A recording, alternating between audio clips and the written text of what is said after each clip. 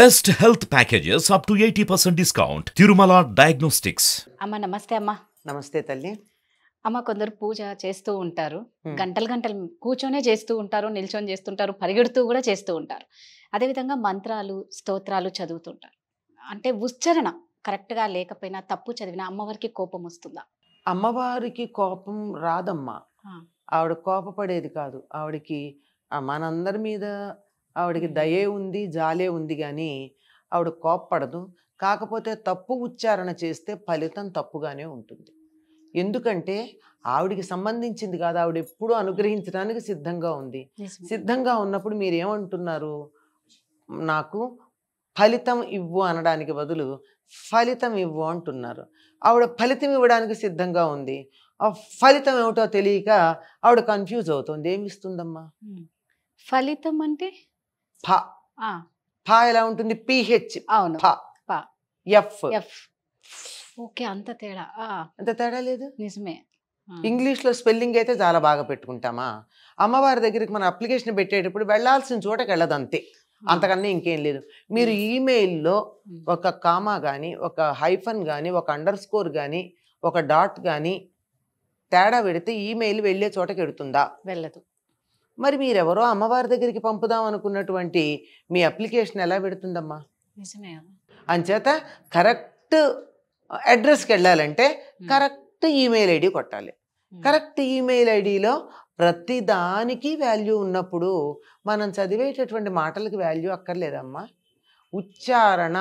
ఉచ్చారణలో కూడా ఒత్తు లేదు. ఉచ్చారణ ఉచ్చారణ. స్పష్టంగా ఉండాలి. స్పష్టంగా ఉన్నప్పుడు ఏం జరుగుతుంది అంటే మన నాలికతో ఉచ్చరించేటప్పుడు ఈ నాలుక వెళ్ళి అంగిలికి తగులుతుంది కదా. ఎక్కడ తగులుతుంది? ఎక్కడ తగిలితే అక్కడ ఉన్నటువంటి నాడీ మండలం ప్రచోదనం అవుతుంది. నాడుల యొక్క కొనలు ఉంటాయి పైన. ప్రతి దానికి నాడి ఉంటుంది. నాడికి చివర్లు ఉంటాయి కదా. ఏ నాడి చివర తగిలిందో ఆ నాడి ప్రచోదనమయ్యి శరీరంలో ఆరోగ్యం వస్తుంది. మంత్రం చదివితే ఆరోగ్యం వస్తుందా అంటే స్పష్టంగా గనక పూర్తిగా ఉచ్చరిస్తే దానికి ఫలితం వస్తుంది. ఫలితం కాదు, ఫలితం వస్తుంది. ఏమ్మా? ఇప్పుడు తేడా అలా వస్తుంది. ఏం జరుగుతుంది? స్పష్టంగా ఉచ్చరిస్తే లోపల ఫలితం రావడమే కాకుండా వాతావరణం బాగుపడుతుంది. ధ్వనులకి శక్తి ఉంది. ఇప్పుడు మీరు ఇట్లా చప్పట్లు కొడితే ఇక్కడ దీపం వెలిగింది, ఆ ధ్వనికి దీపం వెలిగింది. అలాగే మనం ఉచ్చరించినటువంటి ధ్వనులకి చుట్టుపక్కల వాతావరణంలో అనేక రకాలైనటువంటి శక్తులు యాక్టివేట్ అవుతాయి. అంచేత మనం సరైన ఉచ్చారణ చేశామా, సరైన ధ్వని పలికామా, వాతావరణం బాగుపడుతుంది. చెడ్డ మాట పలికామా, తప్పు పలికామా, దానికి సంబంధించింది యాక్టివేట్ అవుతోంది. మేము ఇంతకాలం పూజలు చేస్తున్నామండి, మాకు సరిగ్గా ఏమిటో మొదలు పెట్టాక అంతా సరిగ్గా లేదండి అంటూ ఉంటారు. మీరు ఆవిడ్ని ఫలితం అడగట్లేదు కదా, ఆవిడ ఎలా ఇస్తుంది? తర్వాత ఉచ్చారణలో దోషాలు, కలిపి చదవడం విడదీయడాల్లో చాలా దోషాలు, ఇవన్నీ చేస్తూ ఉన్నప్పుడు చాలా మంచిది గనక, దయాసముద్రాలు గనక మనని తిట్టకుండా ఊరుకుంటోంది ఆవిడ. మనకి హాని చేయకుండా, శపించకుండా ఊరుకుంటోంది. నిజానికి నువ్వు దురాచార అంటే ఒప్పుకుంటావమ్మా నువ్వు? మరి అమ్మవారిని ఎందుకు అంటున్నాం మనం? దురాచార శమని దోషవర్జిత అని చదువుతారు. ఆవిడ దురాచార కాదు. దురాచారాన్ని మనం ఆవిడని పిలిస్తే ఆవిడ చాలా మంచిది గనక ఊరుకుంటోంది, దయాసముద్రాలు గనక. నాలాంటిదో నీలాంటిదో అయితే ఏమిటి నన్ను ఇలా తిడుతున్నావు అంటారు. ఇలాంటి తిట్లు చాలా ఉన్నాయి మనకి చేసేటటువంటి స్తోత్రాల్లో. కొంప మునిగిపోయింది ఏముందమ్మా? నువ్వు పూర్తిగా నేర్చుకుని చదువు, లేదంటే పైకి చదవకుండా అక్షరాలు చూసి చదువు. అది లేదంటే లలితే చదవదలుచుకుంటే శ్రీమాత్రే నమః అను, విష్ణు చదవదలుచుకుంటే విశ్వం విష్ణువు అను, సరిపోయింది. వాళ్ళ దయాసముద్రులు ఆ మాత్రమన్నా మనస్ఫూర్తిగా అంటే అనుగ్రహిస్తారు. అంతేగాని ఇన్నిన్ని తప్పులతో వాళ్ళనంటే, నన్నంటే నేను ఊరుకోను, నిన్నంటే నేను ఊరుకోను అని చెప్పావు కదా. ఆవిడ ఊరుకుందంటే శపించిందా, కోపం తెచ్చుకుందా? మనకి చెడు ఎందుకు జరుగుతుందంటే ఉచ్చారణ దోషం వల్ల వాతావరణం చెడిపోతోంది. నీ నాలుక లోపల తగలడం వల్ల నాడీ మండలం సరిగ్గా కాక తప్పుగా యాక్టివేట్ అయ్యి తేడా వచ్చింది. నిజంగా మంత్రాలకి ఇంత శక్తి ఉందా అని అడగచ్చు. దీనికి ఒక ఉదాహరణ, వర్కరీలు అని ఉంటారు. తొలి ఏకాదశికి పాండురంగ విఠలుడి దగ్గర కళ్యాణం జరుగుతుంది. అక్కడికి ఇంటి నుంచి బయలుదేరి నడుచుకుంటూ వెడతారు వీళ్ళంతా, పాండురంగ విఠల్ భక్తులు. అలా వెళ్ళే వాళ్ళల్లో కొంతమందికి హార్ట్ ప్రాబ్లం ఉంది, బ్లాక్స్ ఉన్నాయిట, వెళ్ళొద్దంటే దారిలో పోతే పోతానులే వెడతామని చెప్పి వీళ్ళందరూ బయలుదేరి వెళ్ళారు. విఠలుడి మీద భక్తి కన్నా మాకు పెద్దవాళ్ళం అయిపోయాము, ఉంటే ఉంటాను లేకపోతే లేదని. తిరిగి వచ్చేటప్పటికి వాళ్ళకి హార్ట్ బ్లాక్స్ మాయమైనట, భక్తి వల్ల మాయమయ్యాయి అని అందరూ అనుకుంటారు. కానీ విషయం అది కాదట. భక్తి ఉంది కాదనడానికి వీల్లేదు. వాళ్ళు తన్మయత్వంతో వాళ్ళు పలికే మాట ఏమిటంటే విఠల విఠల పాండురంగ అని చదువుతారు. అందులో ఎక్కడా ఉచ్చారణలో తేడా రాదు. మామూలు టా కింద ఒత్తు ఠ, విఠల విఠల పాండురంగ, విఠల విఠల పాండురంగ. ఇలా అనుకుంటూ అనుకుంటూ వెళ్ళేటప్పటికీ ఇది ఉచ్చరించినప్పుడు అక్కడ వాళ్ళకు వచ్చినటువంటి శరీరంలో నాడీ మండలంలో వచ్చినటువంటి మార్పు వల్ల వాళ్ళ హార్ట్ బ్లాక్స్ అన్నీ పోయినాయట. దీని మీద పూనాలో ఉన్నటువంటి all India institute of medical sciences ఉంది. వాళ్ళు మనం చెప్తే మన మంత్రాల మీద మాట్లాడుతున్నారని అంటారు గనక ఒక అమెరికన్ యూనివర్సిటీతోనూ కలిసి వాళ్ళిద్దరూ పరిశోధన చేసి అనేక మంది మీద వర్కరీలే కాకుండా మామూలు వాళ్ళ చేత ఈ మంత్రం అనిపించి హార్ట్ బ్లాక్స్లో ఎలాంటి తేడా వస్తుందో పరిశోధన చేసి దానివల్ల తగ్గుతుంది అని చెప్పారు.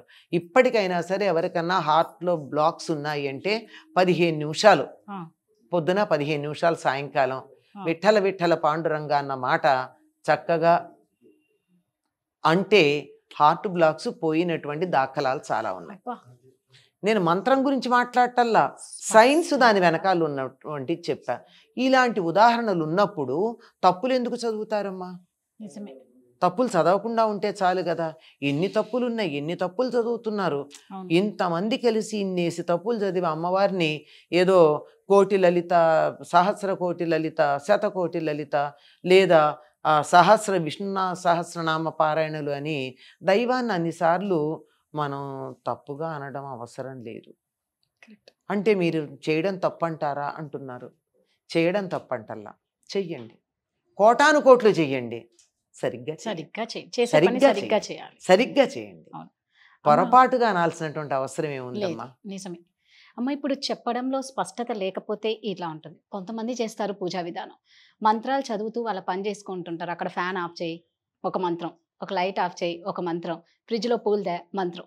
అంటే ఇట్లా వాళ్ళకు వర్క్ మీదే శ్రద్ధ ఎక్కువ ఉంది అని చెప్పుకోవాలి, ఇక్కడ లేదు అని. దానికి నిజంగా పవర్ ఉంటుందా? వాళ్ళు అలా చేయడం వల్ల గంటలు ఇదంతా యాంత్రికమమ్మా. యాంత్రికంగా చేస్తే ఎంత ఫలితం ఉంటుందో అంతే ఉంటుంది. నిజానికి ఏం చెప్తారంటే మీరు పూజ దగ్గర కూర్చున్నాక వేరే మాట మాట్లాడితే అంతకుముందు చేసినటువంటి పూజ అంతా నిష్ప్రయోజనం అంటారు. అంచేత 5 నిమిషాలు చేయండి, గంటలు చేయాల్సిన పని ఉంది చేసుకోండి. జపం అంటారా, అలా నిరంతరం చేసుకోవచ్చు. జపం చేసుకోవడానికి జపం చేస్తున్నా గనక నేను పని మానేస్తాను అనడానికి వీల్లేదు గనక జపం చేసుకుంటూ ఉండండి, మాట్లాడుతూ ఉండండి, ఆపి మళ్ళీ జపం కొనసాగించవచ్చు.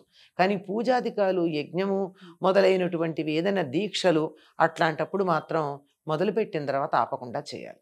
అమ్మ, ఇప్పుడు మామూలుగా తప్పు చదువుతూ ఉన్న వాళ్ళకి మీరు కరెక్షన్ కూడా చేస్తున్నారు కదా? అవునమ్మా. ఒక్కసారి దాని గురించి చెప్పండి అమ్మా.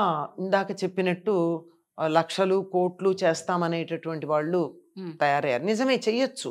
ఆ చేసేటప్పుడు ఇప్పుడు శతకోటి లలిత సహస్రనామ పారాయణ మహాయజ్ఞం అని ఒక ఆవిడ ప్రారంభించింది, సుధీర అనేటటువంటి ఆవిడ.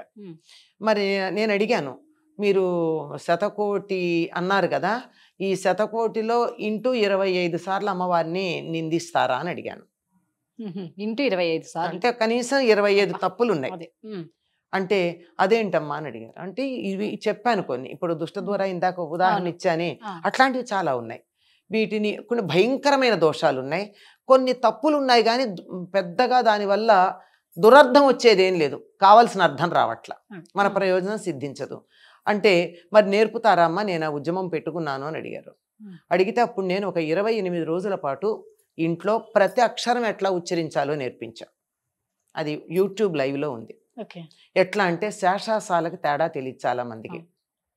శా ఎలా పలకాలి, షా ఎలా పలకాలి, సా ఎలా పలకాలి, తర్వాత సంయుక్త అక్షరాలు ఎట్లా పలకాలి. చితిస్తత్పద లక్ష్యార్థ అన్న చోట దాటేస్తారు. శరశ్చంద్ర నిభానన అంటారు. అక్కడ శ ఎందుకు వచ్చిందో తెలీదు, శరశ్చంద్ర అనాలి. ప్రారంభమే సింధూరారుణ విగ్రహం అని ఒత్తు పలుకుతారు, అది తప్పే. సింధూర అని ఉండాలి అక్కడ. లోపల ఇంకో చోట సింధూర వస్తుంది. అంచేత ఎక్కడ ఒత్తు పలకాలి, ఎక్కడ తేలిక పలకాలి. ఇప్పుడు సింధూరారుణ విగ్రహం అన్నాము అంటే ఏనుగు లాంటి ఎర్రని రంగు కలిగిందా అమ్మవారు? కాదు కదా, సింధూరం లాంటి ఎరుపు రంగు కలిగింది. కనుక ఇట్లాంటి దోషాలు చెబుతూ ఈ చితిస్తాత పద లక్ష్యార్థ ఎలా చదవాలి, దాన్ని ఎలా నేర్చుకోవాలి, చాలామందికి మా రాదండి అంటారు. ఎలా నేర్చుకోవాలో, దేని తర్వాత ఏది చేయాలి ఇట్లా చెప్తూ షా ఎలా పలకాలి, షా ఎలా పలకాలి, జ్ఞా పలకడం చాలామందికి రాదు. ఆ జ్ఞా ఎలా పలకాలి అంటూ నాలిక ఎలా పెట్టాలి, పెనుమలు ఎలా పెట్టాలి, ఇవన్నీ కూడా నేర్పించాం. అంటే కొందరికి చెప్పడం కొంచెం ఇదిగా ఉంటుంది, కష్టంగా. దానికి కూడా మీరు ప్రాక్టీస్ ఇస్తారా? అంటే అలవాటు పడితే, ఎక్కడో శరీరావయవాల్లో లోటు ఉన్న వాళ్ళు తప్ప అందరూ పలకగలరమ్మా, బద్దకిస్తారు అంతే. ఇట్లా నడవదా అని, ఇట్లా నడవదా అని. వక్రలక్ష్మి పరివాహ అని ఉంటుంది. ఆ కా కింద తావత్తు పలకకుండా వక్రలక్ష్మి అని చదువుతారు. అమ్మవారు వక్రలక్ష్మి కదా. ఇలాంటివన్నీ చెప్పి అమ్మ ఇలా చదివితే ఈ దోషం, మీరు ఇలా చదవాలి, మీరు ఉచ్చరించడం కష్టమే, వక్ర అంటాం కొంచెం కష్టమే. అందుకని ఎలా చదవాలి, దానికి ఒక పద్ధతి ఉంది నేర్చుకోవడానికి. మీరు ఎవరూ లేకుండా నేను చెప్పిన పద్ధతి ప్రకారం ఇలా అభ్యాసం చేయండి. ఇట్లా కనుక అభ్యాసం చేసినట్టయితే మీకు అది సరిగ్గా వస్తుంది. మిమ్మల్ని నలుగురిలో కూర్చొని చేస్తే మిమ్మల్ని పిచ్చివాళ్ళు అనుకుంటారు. అందుకే ఇంట్లో ఎవరూ లేనప్పుడు అద్దం దగ్గర నిలబడి ఇలా అభ్యాసం చేయండి అని. ఏదో కొంచెం ఫొనెటిక్స్ నేర్చుకుని ఉన్నాను కనుక అందువల్ల ఎలా చేయాలో వాళ్ళకి ఆ టెక్నికల్ టర్మ్స్ వాడకుండా చెప్పడం జరిగింది. 28 రోజుల్లో వాళ్ళకి వచ్చేస్తుందమ్మా. వాళ్ళకంటే నా దగ్గర కూర్చున్న వాళ్ళు ఇద్దరినే స్టూడెంట్స్ని పెట్టుకుని వాళ్ళనే తప్పులు చదవమని చెప్పి, ఎక్కడ లోకంలో తప్పులు ఉంటాయో వాళ్ళని తప్పులు చదవమని వాటికి కరెక్ట్ చేశాను. ఇది యూట్యూబ్ లైవ్లో ఉందమ్మా, నా పేరు మీద ఉన్న యూట్యూబ్లో లైవ్లో ఇవన్నీ మీకు 28 ఎపిసోడ్స్ దొరుకుతాయి. అంటే అది కానీ మీరు ఒక 28 రోజులు రోజుకో గంట చొప్పున గనక దానికి సమయం కేటాయించగలిగినట్టయితే ఒక్క తప్పు లేకుండా లలితారహస్యనామ సహస్రం చదవచ్చు అని.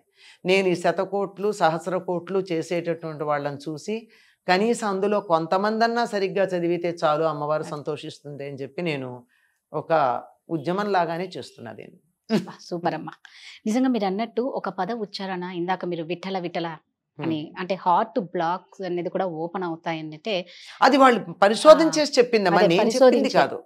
పరిశోధన చేసి మన దేశం వాళ్ళు చెప్తే మనం ఒప్పుకోం, విదేశీయులు కూడా పరిశోధన చేసి అంగీకరించి చెప్పింది. There is a very big article about it. అరే మిగిలిన మంత్రాలు కూడా అంతే అవుతాయి కదా.